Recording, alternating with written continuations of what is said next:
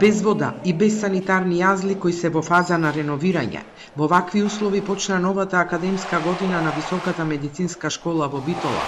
Додека се изведуваат градежните работи во тоалетите, студентите помеѓу две предавања седат во прашливите ходници.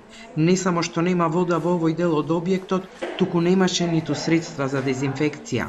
Ова е школа каде се образоваат здравствени работници и недозволиво е да изгледа вака во време на најголемата пандемија, реагираат универзитетските професори.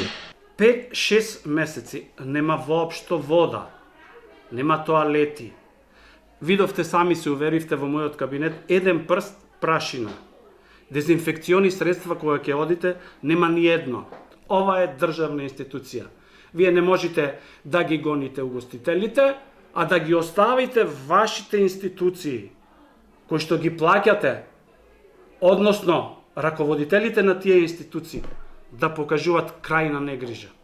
Професорката Снежана Стоилова вели дека наставата ќе се одвива комбинирано, но инсистирала барем првите часови со студентите да бидат со физичко присуство. Денес имала предавања по предметот епидемиологија, што вели е парадокс во вакви услови. Апсолутно нема услови. Значи, тоа е основно елементарно да се обезбедат услови, затоа што знаеме дека не само ковидот, туку и сите други заразни заболувања се пренесуваат. За жал, патиштата не одиме кон изворот на зараза и патишта на пренесување. Значи, не можеме, ако не ги спречиме и не ги прекинеме, прво да се заштитиме. Студентите кои ги затекнавме ја одбегнаа камерата и не сакаат да зборуваат. Значи, често пати велат не сме информирани, не знаеме и така натаму, веројатно сето тоа се должи на линија на помал отпор, па страф од нешто и така натаму. Смитам дека тие треба секој што бидат авангардата во едно општество, тие се силата во општеството.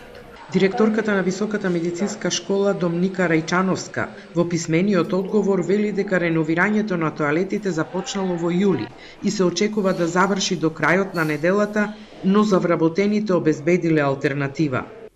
За време на оваа состојба за сите вработени во школата и странките е обезбеден санитарен јазол, со вода и дезинфекцијски средства во останатиот простор во школата.